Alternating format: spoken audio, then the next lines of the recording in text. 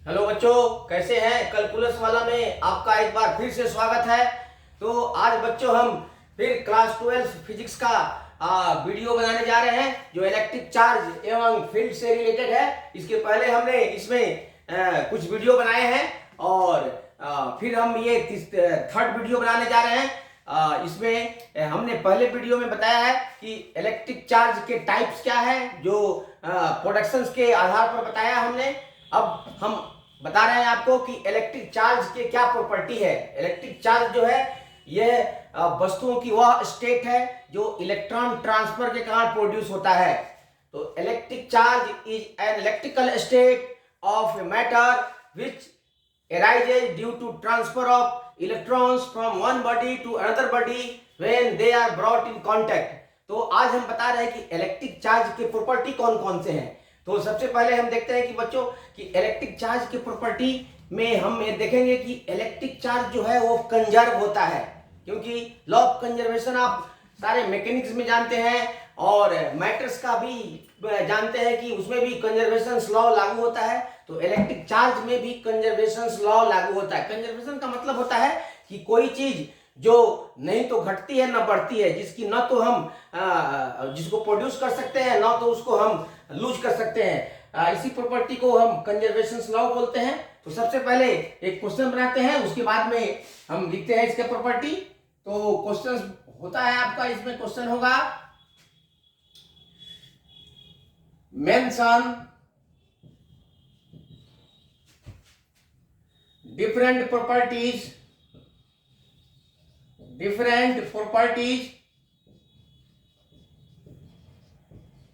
of electric charge।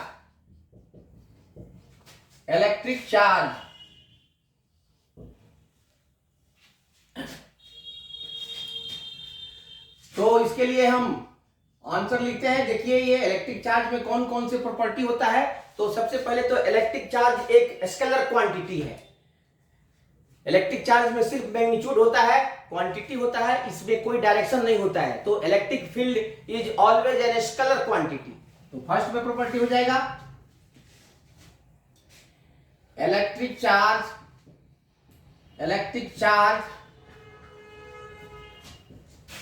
Is an important physical quantity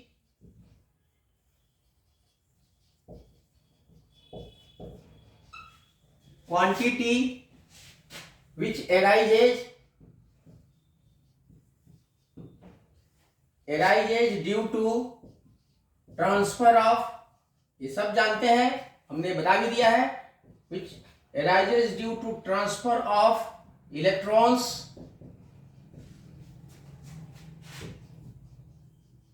from one body, one object to another when they are brought in contact।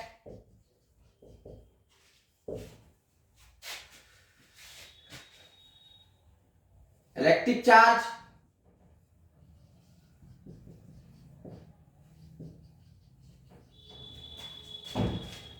has many important properties which are as। तो property लिखते हैं तो first property में तो हो जाएगा electric charge is an scalar quantity. Electric charge is a scalar quantity, is a scalar quantity, scalar quantity है। Second में हो जाएगा electric charge is conserved. Electric charge is conserved, that means electric charge can neither be created nor be destroyed. It can be transferred from one body to another body only. ठीक है बच्चों, तो इसे ना तो हम प्रोड्यूस कर सकते हैं ना तो हम इसे खत्म कर सकते हैं।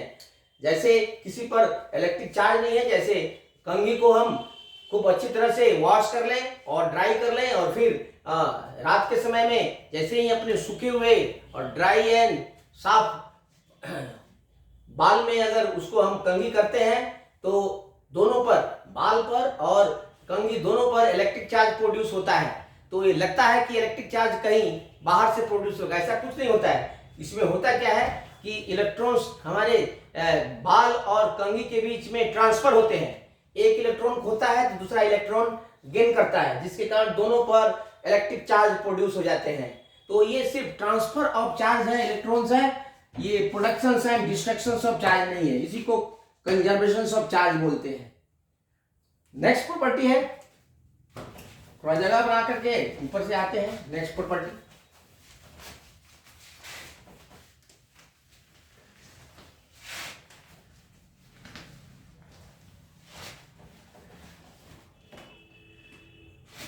थर्ड प्रॉपर्टी हो जाएगा electric charge is additive. Electric charge is additive. Additive का मतलब होता है बच्चों कि किसी ऑब्जेक्ट पर, किसी कंडक्टर पर हम एक बार 10 कूलम्स चार्ज रखते हैं, दे दें, फिर दूसरे बार 20 कूलम्स चार्ज दें और फिर थर्ड टाइम्स में 10 कूलम चार्ज दें, तो उसका total charge 20 plus 30 plus 10 and that is 60 coulomb होता है। इसी को एडिटिव प्रॉपर्टी बोलते हैं। इसको स्केलर क्वांटिटी जैसा हम ऐड कर सकते हैं और हटा भी सकते हैं। नेक्स्ट प्रॉपर्टी है electric charge is invariant. Electric charge is invariant.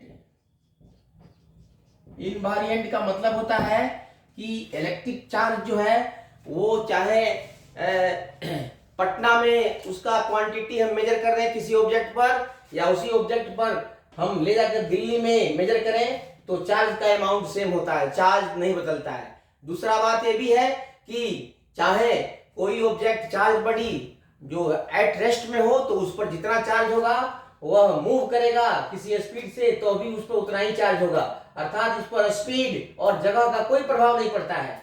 किसी ऑब्जेक्ट पर जितना चार्ज है वो हर स्थिति में उसका चार्ज उतना ही होता है जितना मैग्नीट्यूड होगा, बदलता नहीं है, चाहे उसका स्पीड बढ़ता है या घटता है। तो ये है इलेक्ट्रिक चार्ज के property. Electric charge are invariant, they follow additive property and electric charge and the fifth property जिस पर हम एक क्वेश्चन भी बता दिए हैं आपको, इलेक्ट्रिक चार्ज इज क्वांटाइज्ड। ये बहुत इंपॉर्टेंट प्रॉपर्टी है। Electric charge is quantized. Quantized ये भी बहुत इंपॉर्टेंट प्रॉपर्टी है बच्चों, अर्थात इलेक्ट्रिक चार्ज एक डिस्क्रीट अमाउंट में पाया जाता है। This is not continuous. Electric charge is not found in continuous, it is found in discrete amount in the form of pockets, and the small pockets of charge is an electronic charge। मतलब किसी भी object का जो charge होता है वह electron के charge का ही इंटीग्रल मल्टीपल होता है।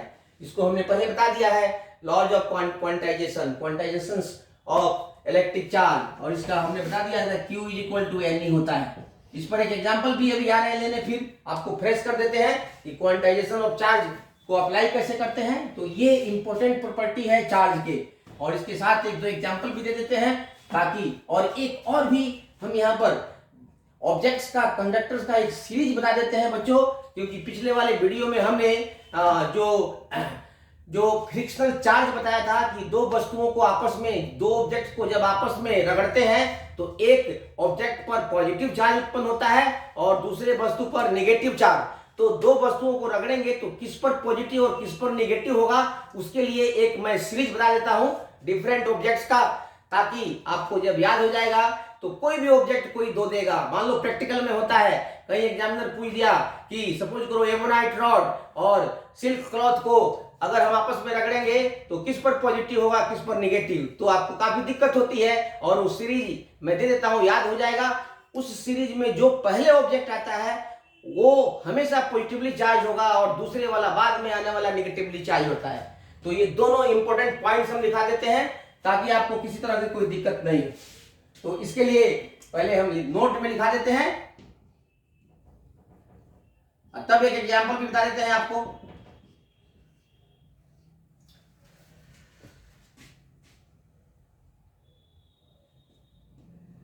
In frictional charge,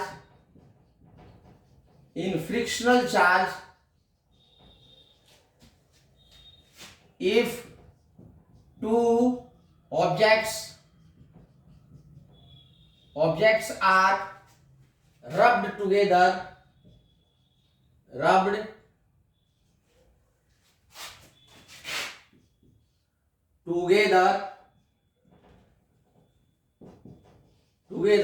then one object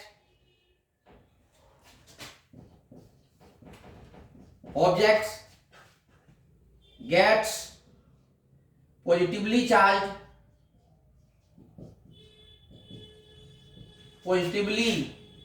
charged while the other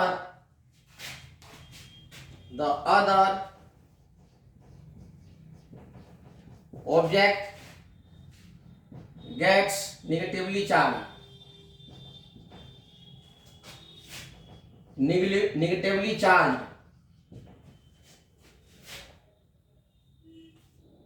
For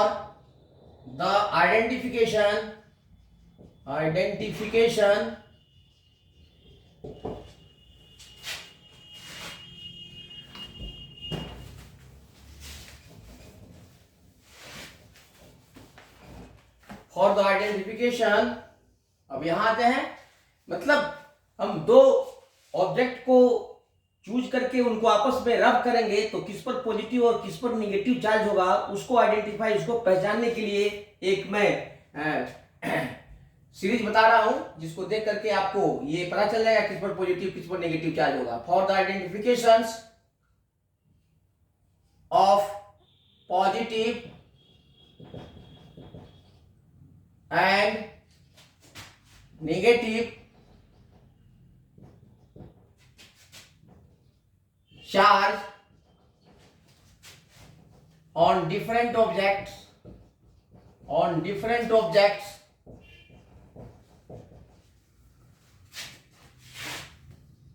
we have the following series। अब इसको हटा देते हैं। अब ये सीरीज याद कर लीजिएगा और इससे आसानी से आप पहचान सकते हैं कि किस ऑब्जेक्ट पर पॉजिटिव चार्ज प्रोड्यूस होगा, किस पर negative charge. We have the following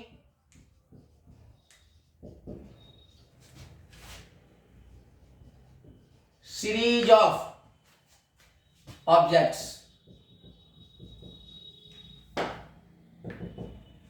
first में है, देखिए फर्स्ट में है फर मतलब हेयर, बाल, तो फर।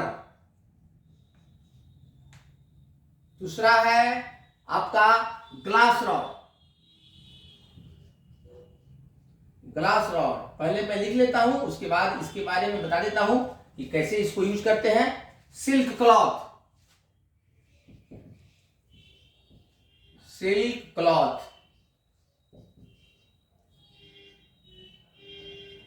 फोर्थ में है आपको ह्यूमन बॉडी, हम लोगों का बॉडी, ह्यूमन बॉडी।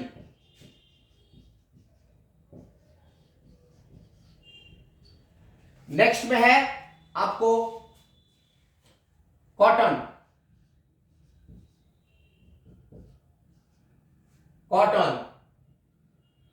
इसके बाद में आएगा आपका वुलन क्लॉथ, वुलन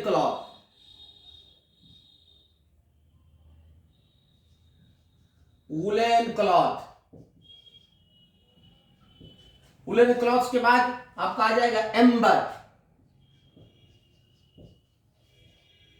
ये दिया रहेगा आपको, दो ऑब्जेक्ट इसमें से, ये सारे ऑब्जेक्ट्स हैं, इसमें से कोई भी दो ऑब्जेक्ट को लेकर के आपस में रगड़ेंगे तो एक पर पॉजिटिव एक पर नेगेटिव, तो उसमें जो ऑब्जेक्ट इस सीरीज में पहले आएगा उस पर हमेशा पॉजिटिव चार्ज होगा, जो बाद में आएगा वो नेगेटिव चार्ज। तो बहुत आसानी से पहचान सकते हैं। एम्बर, उसके बाद है रेजिन, रेजिन्स, रेजिन का मतलब होता है गोंद।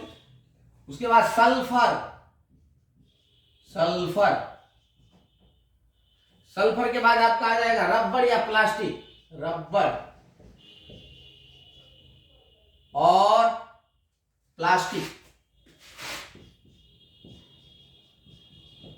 प्लास्टिक्स। प्लास्टिक के बाद आ जाएगा आपका लास्ट में है एबोनाइट रॉड, एबोनाइट रॉड। तो ये बहुत ही इंपॉर्टेंट है बच्चों, ये सीरीज बहुत है, ऑब्जेक्ट्स का सीरीज इंपॉर्टेंट है। अब इसमें जो ऑब्जेक्ट पहले आएगा उस पर हमेशा पॉजिटिव चार्ज होगा और जो बाद में आएगा वो नेगेटिव चार्ज आएगा। तो कैसे यूज करते हैं, if any two objects of the above series are rubbed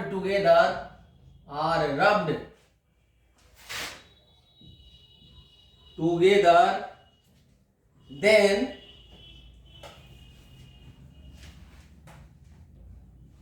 positive charge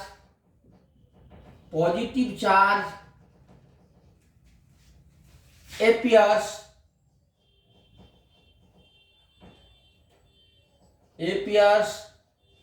on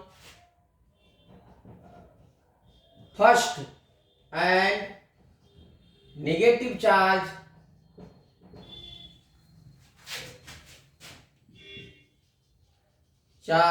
appears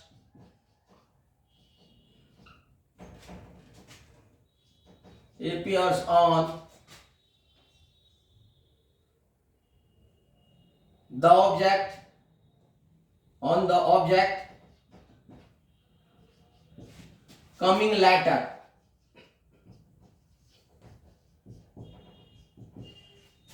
in the series। तो इस तरह से इसको हम कुछ, जैसे हम देखो एम्बर को और सल्फर को आपस में रगड़ेंगे तो सल्फर पर हमेशा नेगेटिव चार्ज होगा, इस पर पॉजिटिव चार्ज होगा। इसी प्रकार सिल्क क्लॉथ को और कॉटन क्लॉथ को रगड़ेंगे तो सिल्क क्लॉथ पर पॉजिटिव और कॉटन पर नेगेटिव होगा। तो इस तरह इसका यूज करते हैं हम लोग, ठीक है बच्चों।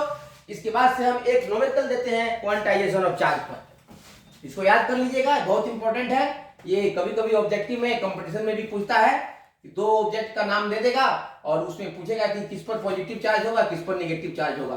तो इस सीरीज को ध्यान से देख लीजिएगा, याद हो जाता है बहुत आसान से, और एक बार दिमाग में आ जाता है तो नहीं जाता है। अब एक न्यूमेरिकल लेते हैं ताकि अब न्यूमेरिकल की दुनिया में भी इंटर करते हैं। इसके बाद से जो चैप्टर स्टार्ट होगा, जो यूनिट स्टार्ट होगा, वह होगा कूलम्ब्स लॉ। वहां से मेन फिजिक्स में इंटर करेंगे हम लोग, मेन इलेक्ट्रोस्टैटिक में। इसलिए इसको ध्यान से वीडियो देखिए। और ये फर्स्ट जो यूनिट था इलेक्ट्रिक चार्ज, काफी इंपॉर्टेंट था।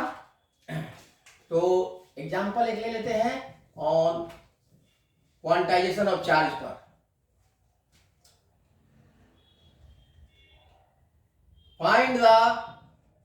Find the numbers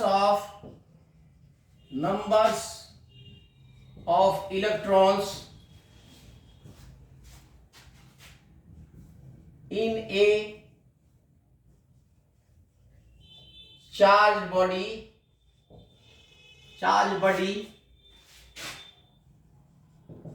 with a charge of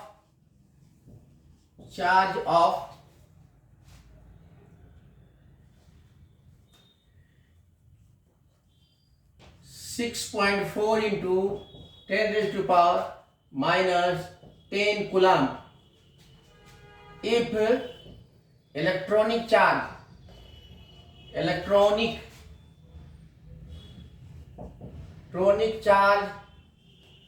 E E is equal to 1.6 into 10 raised to power minus 19 coulomb. तो देखो ये सॉल्यूशन बहुत आसान है। ये सबसे पहले यहां पर लिख लेंगे given thing, given Q is equal to 6.4 into 10 raised to power minus 10 coulomb. And electronic charge दिया हुआ है आपको 1.6। नहीं भी दिया है तो इसको याद करना है, याद तो होता ही है, एक इलेक्ट्रॉन पर चार्ज छोटे क्लास से भी जानते हैं। अब n निकालना है, नंबर ऑफ इलेक्ट्रॉन्स। देयरफॉर अब ये इधर आ जाएंगे, therefore from quantization of charge, ये पहले बता दिया है, पहले का वीडियो देख लीजिएगा, इसमें दिया हुआ है ये, इसके बारे में quantization of charge. Q is equal to Ne, therefore N is equal to Q by E। यहाँ पर 6.4 into 10 raised to power minus 10 और by 1.6 into 10 raised to power minus 19, ये तो 4 से चल जाएगा और ये जाएगा ऊपर तो प्लस 9 हो जाएगा, that is 4 into 10 raised to power 9। Answer, इतने इलेक्ट्रॉन्स इस ऑब्जेक्ट से ट्रांसफर हो गए हैं। पॉजिटिवली चार्ज है, इसका मतलब है इतने इलेक्ट्रॉन इसमें से निकल गए हैं। तो इस तरह से हम क्वांटाइजेशन ऑफ चार्ज का इस्तेमाल करते हैं। जो क्वांटाइजेशन ऑफ चार्ज, अगर कोई पूछता है what do you mean by quantization of charge, just से Q is equal to Ne। इससे पता चल जाएगा कि क्वांटाइजेशन ऑफ चार्ज किसे कहते हैं। किसी भी ऑब्जेक्ट का चार्ज हमेशा एक इलेक्ट्रॉन के चार्ज का इंटीग्रल मल्टीपल होता है। ठीक है बच्चों, तो आज के लिए बस इतना ही। Thank you.